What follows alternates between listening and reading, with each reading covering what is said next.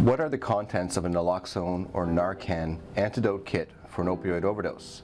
We have one right here, and when you unzip it, you can see a few things.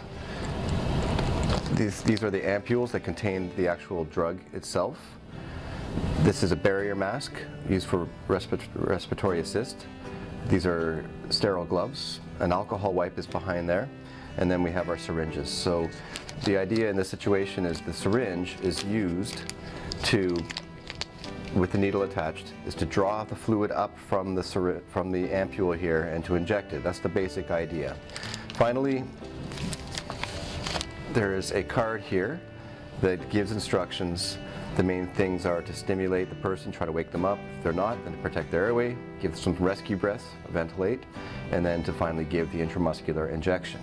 So to summarize, in the kit we have our ampules of the Narcan, we have the gloves, a rescue breath barrier device, we have the alcohol wipes, and both the needles and syringes. If you or a loved one are looking for help with substance abuse, call our 24/7 helpline at 1-800-615-1067. A caring addiction advisor is awaiting your call.